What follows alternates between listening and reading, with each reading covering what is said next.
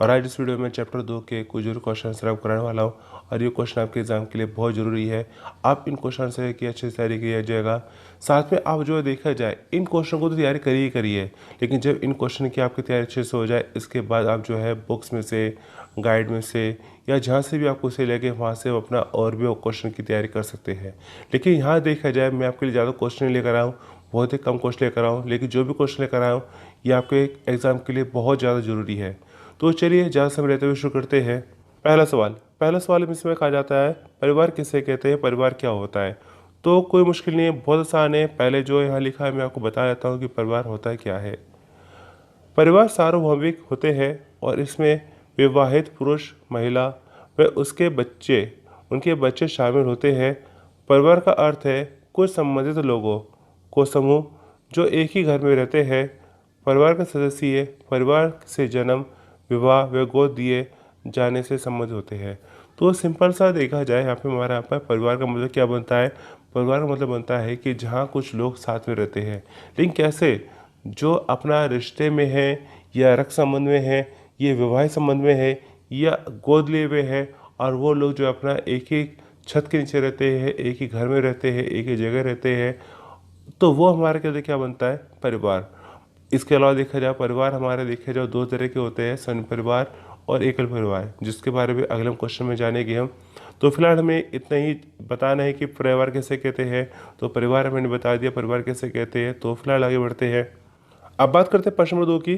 प्रश्न नंबर 2 में ऐसा कहा जाता है परिवार के कार्य क्या है, कि यहाँ देखा जाए हमारा परिवार है, लेकिन उस परिवार के कार्य क्या बनते हैं, किस लिए होता है परिवार, परिवार के कार्य क्या है।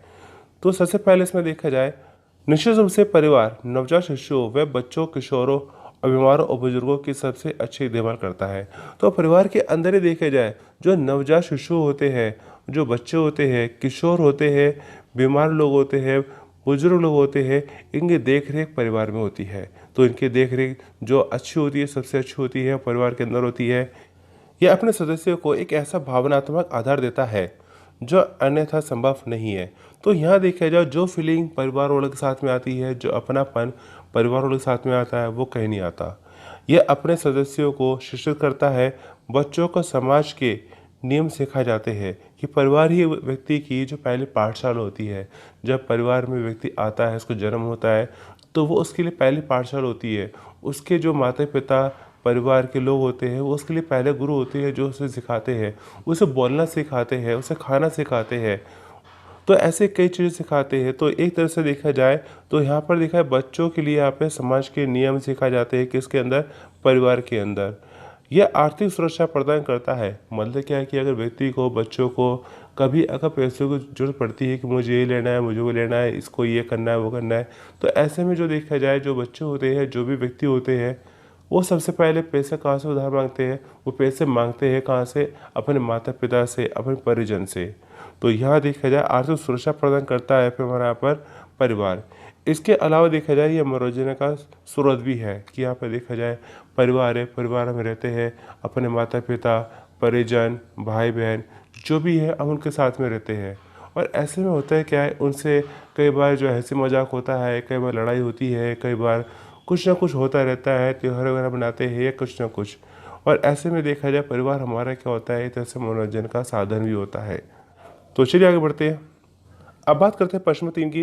प्रश्न 3 में से कहा जाता है संयुक्त परिवार किसे कहते हैं। तो जैसे देखा जाए पहले सवाल था कि परिवार किसे कहते हैं, और मैंने आपको बताया परिवार जो देखा जाए क्या होता है, कि यहाँ पे जो रक्त संबंध है, रिश्तेदार है, या देखा जाए गोद लिए हुए होते हैं, या कुछ ना कुछ ऐसे विवाह संबंध होते हैं जो अपना एक साथ रहते हैं, एक ही छत के नीचे रहते हैं, वो परिवार है।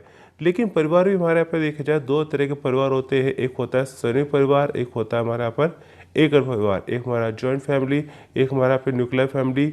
तो यहाँ देखा जाए संयुक्त परिवार के बारे में जानते हैं कि जॉइंट फैमिली होती क्या है, इसके क्या फ़ायदे हैं, क्या नुकसान है, कैसे सवाल बन सकता है आपका, कि यहाँ पे संयुक्त परिवार के लाभ क्या है, इसकी सीमा क्या है, या संयुक्त परिवार किसे कहते हैं, संयुक्त परिवार से क्या अभिप्राय है। तो सवाल कैसे भी आपके एग्जाम में आ सकता है, आपको ज़रूरत है सवाल को समझने की। तो यहाँ देखा जाए परिवार, संयुक्त परिवार कुछ एकल परिवारों से मिलकर बनता है और परिणाम स्वरूप यह काफ़ी बड़ा होता है।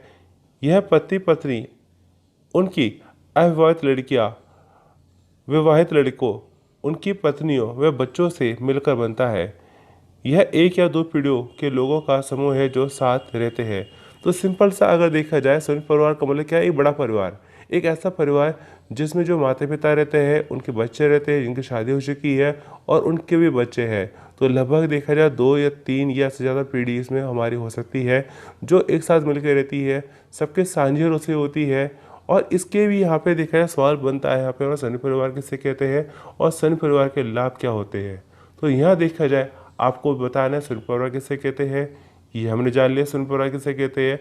अब जान लेते हैं थोड़े इसके फायदे के बारे में कि संयुक्त परिवार के फायदे क्या है। तो जैसे संयुक्त परिवार होता है तो संयुक्त परिवार में क्या होता है, जैसे काम का बंटवारा होता है। जैसे देखा जाए परिवार में बहुत सी औरतें हैं तो उनके बीच में काम का क्या होता है, बंटवारा होता है। जैसे कपड़े धोने का काम किसी और का है, खाना बनाने का काम किसी और का है, साफ सफाई का काम किसी और का है, या कुछ ना कुछ। तो यहाँ देखा जाए संयुक्त परिवार में जो काम को लेकर बंटवारा होता है। साथ में देखा जाए परिवार का एक मुखिया होता है, एक तरह का मेन हेड होता है, main head of the family होता है जो परिवार के फैसले वगैरह लेता है। इसके अलावा देखा जाए संयुक्त परिवार में आए दिन कोई ना कोई त्यौहार वगैरह होते हैं, जैसे कोई शादी वगैरह होती है या कहीं ना कहीं जाना होता है। तो ऐसे में देखा जाए कि जो रिश्तेदारी होती है बहुत ही अच्छे से मनाई जा सकती है संयुक्त परिवार में, क्योंकि अगर किसी की शादी है और परिवार में होता है क्या है कि किसी न किसी को तो जाना होता ही है। तो वो जाना क्या होता है, आसान हो जाता है। जबकि यहाँ पर एकल परिवार में पति पत्नी है, उन्हें छुट्टी नहीं मिलती है, तो ऐसे में कई बार उनका शादी में जाना या ऐसे उत्सव में जाना क्या होता है, कैंसिल हो जाता है। लेकिन संयुक्त परिवार में ऐसा नहीं होता है। संयुक्त परिवार में क्या है कि परिवार में से कोई ना कोई एक व्यक्ति तो जरूर जाता ही जाता है। इसके अलावा देखा है संयुक्त परिवार में ये भी फायदेमंद बनता है कि अगर परिवार में काफ़ी लोग अपना कामकाज कर रहे हैं, नौकरी कर रहे हैं या कुछ भी कर रहे हैं, पैसा कमा रहे हैं, अगर एक व्यक्ति अगर नौकरी नहीं भी करता है तो भी उसको रहने को खाने को अच्छे से मिल जाता है। इसके अलावा देखा जाए हमारा संयुक्त परिवार में फ़ायदा क्या है कि यहाँ बुजुर्गों की देखरेख अच्छी हो जाती है, बच्चों को अच्छे संस्कार मिल जाते हैं। इसके अलावा देखा जाए यहाँ पर संयुक्त परिवार में रहने का फ़ायदा क्या है कि यहाँ जो भी त्यौहार वगैरह होते हैं, रीति रिवाज होते हैं, बहुत ही अच्छे से मनाए जाते हैं। इसके अलावा देखा जाए संयुक्त परिवार में रहने के और भी कई सारे यहाँ पे हमारे फ़ायदे होते हैं कि यहाँ देखा है यूनिटी होती है, लोग मिलजुल के रहते हैं। तो लोग मिलजुल के रहने से गलती क्या है कि अपना जो है दूसरे लोग भी जो उंगली उठाने से डरते हैं। तो यहाँ देखा जाए मैंने आपको बताना चाहा यहाँ पे संयुक्त परिवार के क्या क्या फ़ायदे हैं। लेकिन यहाँ देखा जाए अगर यहाँ किसी चीज़ के फ़ायदे हैं तो उसके कुछ नुकसान भी होते हैं। नुकसान क्या बन जाते हैं, कुछ लिमिटेशन भी बन जाती है। वो लिमिटेशन क्या बन जाती है इसकी कि जैसे देखा जाए परिवार में आपको बताया कि काफ़ी सारे लोग होते हैं जो कुछ ना कुछ काम करते हैं, पैसा कमाते हैं, लेकिन वो सारा पैसा परिवार में आके क्या होता है, एक बराबर हो जाता है कि जो भी पैसा कमाया जाता है परिवार के मुखिया को दिया जाता है। कोई कम कमाता है, कोई ज़्यादा कमाता है, लेकिन वो सारा पैसा क्या है कि परिवार के कार्यों में लग जाता है। ऐसे में जो है जो व्यक्ति ज़्यादा कमाता है वो इस बात को सोचता है कि मैं तो ज़्यादा कमाता हूँ, वो कम कमाता है, लेकिन फिर भी कहते क्या है कि एक बराबर। लेकिन ऐसा नहीं होना चाहिए। वो ही सोचता है कि मेरे साथ जो हो रहा है वो गलत है, मैं ज़्यादा कमाता हूँ, मैं ज़्यादा पैसे देता हूँ तो मुझे ज़्यादा फैसिलिटी मिलनी चाहिए। तो ये कुछ इसकी लिमिटेशन बन जाती है। इसके अलावा देखा जाए कई बार जो होता है संयुक्त परिवार में पति पत्नी को एक दूसरे के लिए टाइम मुश्किल मिल पाता है, क्योंकि दिन भर जो है यहाँ पर परिवार में कुछ ना कुछ एक्टिविटी होती रहती है। पति पत्नी जो है एक दूसरे के लिए टाइम नहीं निकाल पाते कि वो अपना आपस में बैठ सके, अपनी बात कर सके। तो कई तरह से इसमें जो है यहाँ पर कुछ इसकी लिमिटेशन बनती है। तो चलिए आगे बढ़ते हैं। प्रश्न 4 में ऐसा कहा जाता है संयुक्त परिवार की विशेषताएं क्या है। तो जैसा कि मैं अभी आपको बता रहा था संयुक्त परिवार की विशेषता क्या बनती है, इसके क्या फ़ायदे बनते हैं, इसकी क्या लिमिटेशन बनती है, इसकी क्या सीमाएं बनती है, तो सवाल कैसे भी आ सकता है। तो यहाँ देखा जाए मैंने आपको यहाँ पे बताना चाहा यहाँ पर संयुक्त परिवार की विशेषताएँ क्या बनती है। सबसे पहले यहाँ पर सभी सदस्यों की एक ही छत होती है, सभी सदस्यों की साझी रसोई होती है, यानी कि सबको खाना एक ही रसोई बनता है। सभी सदस्य परिवार की संपत्ति के हिस्सेदार होते हैं। संयुक्त परिवार का सबसे बड़ा पुरुष परिवार का वित्त संचालक और संपत्ति देखता है, यानी परिवार का खर्च का एक ही वित्त स्रोत से चलता है। सभी सदस्य पारिवारिक घटनाओं, त्योहारों व धार्मिक उत्सवों में एक साथ शामिल होते हैं। परिवार की बेटियां शादी के बाद अपने पति के घर चली जाती है, जबकि बेटे घर में ही अपनी पत्नियों व बच्चों के साथ रह जाते हैं। संयुक्त परिवार में निर्णय घर के सबसे बड़े पुरुष सदस्य द्वारा के लिए जाता है। घर की सबसे बड़ी महिला भी निर्णय लेने का कार्य कर सकती है। तो ये कुछ हमारे बनते हैं संयुक्त परिवार की खासियत। तो मैं ऑलरेडी पहले आपको इसके बारे में बता चुका हूँ कि संयुक्त परिवार की क्या खासियत है, क्या इसकी विशेषता बनती है, क्या इसके गुण बनते हैं, क्या इसकी सीमा बनती है। सवाल आपके एग्जाम में कैसे भी आ सकता है, आपको ज़रूरत है सवाल को अच्छे से समझने की, क्योंकि कई बार क्या होता है कि आप आता हुआ सवाल छोड़ देते हैं। वजह क्या है कि आप सवाल को अच्छे से समझ नहीं पाए, इसलिए सवाल को अच्छे से समझिए और उसका आंसर आप पॉइंट्स में करने की कोशिश करिए, क्योंकि पॉइंट्स में करोगे तो ज़्यादा नंबर आने के चांस रहता है। लेकिन अगर आप उसको निबंध के जैसे कर दोगे तो ऐसे में आपके नंबर वगैरह कटने के चांस बन जाते हैं। तो चलिए आगे बढ़ते हैं। अब बात करते हैं प्रश्न 5 की। प्रश्न 5 में ऐसा कहा जाता है, एकल परिवार किसे कहते हैं। तो बहुत आसान है। एकल परिवार छोटा परिवार जिसमें पति पत्नी रहते हैं और उनके वो बच्चे रहते हैं जिनकी शादी नहीं हुई। तो यानी कि वो बच्चे रहते हैं जो क्या है, अनमैरिड है। हमारा बनता है एकल परिवार। तो साधारणतः एक छोटी इकाई है जिसमें पति पत्नी व उनके अविवाहित बच्चे रहते हैं। ये बनता है हमारा यहाँ पर छोटा परिवार, एकल परिवार। अब इसकी भी देखा जाए कुछ खासियत है, कुछ इसके गुण हैं, कुछ विशेषता है, इसके यहाँ पे कुछ लिमिटेशन है। तो वो चलिए अगले क्वेश्चन में करते हैं। प्रश्न 6 में ऐसा कहा जाता है, एकल परिवार की विशेषताएं क्या है। तो बहुत आसान है। एकल परिवार के सदस्य साधारणतः अधिक आत्मनिर्भर होते हैं और वे आत्मविश्वास से भरे हुए वे किसी भी काम में पहल करने में सक्षम होते हैं। एकल परिवार में बच्चों को स्वयं निर्णय लेने के लिए उत्साहित किया जाता है, जिससे उनका आत्मविश्वास बढ़ता है। सदस्यों के बीच गहरा भावनात्मक लगाव विकसित होता है। ऐसा अधिक एकांत व आपसी मेल मिलाप के अवसर मिलने के कारण संभव हो पाता है, जो एकल परिवार में भली भांति उपलब्ध होते हैं। तो यहाँ देखा जाए एकल परिवार के भी अपने क्या होते हैं, कुछ फ़ायदे होते हैं। फ़ायदा क्या है कि यहाँ पे पति पत्नी को एक दूसरे के लिए टाइम अच्छे से मिल पाता है।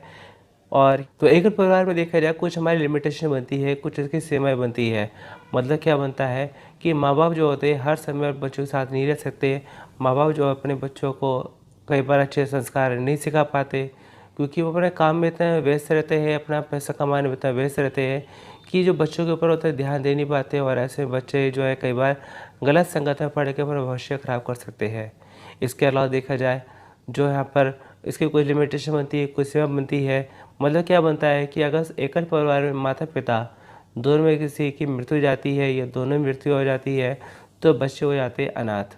जबकि संयुक्त परिवार में माता पिता की मृत्यु होने पर उनका लालन पालन पोषण जो भी है, उनका जो उनके जो दादा है, उनके जो चाचा वगैरह है, ये जो भी है उनके द्वारा किया जाता है।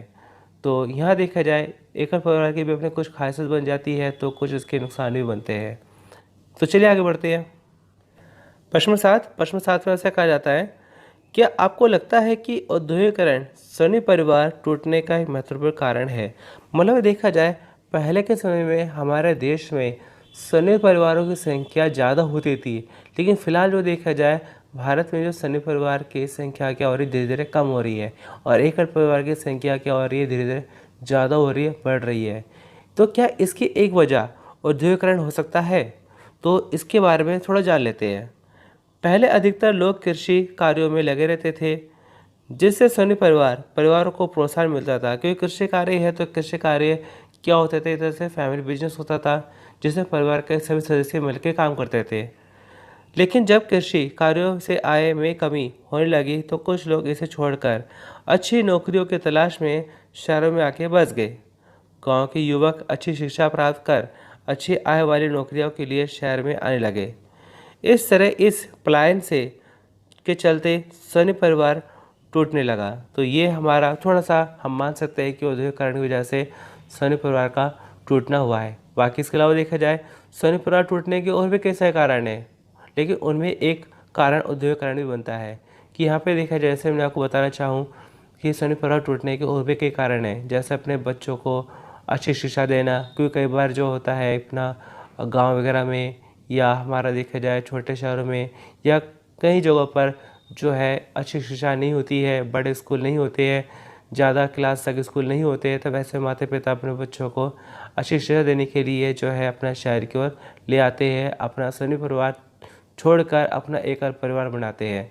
इसके अलावा देखा जाए कई बार जो है माता पिता नौकरी के चलते जो है अपना संयुक्त परिवार छोड़कर शहरों में आके बस जाते ही या दूसरे शहर में जाके उन्हें बसना पड़ता है। इसके अलावा देखा जाए अपना संयुक्त परिवार टूटने की एक वजह ये भी बनती है कि हमारे यहाँ पर कुछ हमारे गांव वगैरह में या छोटे शहरों में बड़े हॉस्पिटल नहीं है। क्योंकि यहाँ देखा जाए कुछ ऐसे लोग होते हैं, कुछ ऐसे लोग हो सकते हैं जिनको कुछ ऐसी तकलीफ़ हो सकती है, बीमारी हो सकती है, जिनका इलाज उनके छोटे शहरों में नहीं हो पाता है और वो बार बार बड़े शहरों में चक्कर नहीं लगा सकते। अपने गांव से या अपने छोटे शहरों से दूर दराज के जो बड़े हॉस्पिटल होते हैं वहाँ बार बार चक्कर नहीं लगा सकते हैं। ऐसे में जो है वो अपना सोचते हैं कि अपना जो है हम शहर में ही शिफ्ट हो जाते हैं, शहर में ही अपना हम प्लान कर लेते हैं ताकि हमारा आने जाने का जो समय है, पैसा है वो बचे। और ऐसे में जो है वो अपना संयुक्त परिवार उनका टूट जाता है। इसके अलावा देखा जाए कई बार जो है शादी भी जो है यहाँ पर संयुक्त परिवार टूटने का प्रमुख कारण बनती है कि जब यहाँ पे देखा जाए व्यक्ति की शादी वगैरह होती है, तब ऐसे में देखा जाए परिवार का संचालन चलना।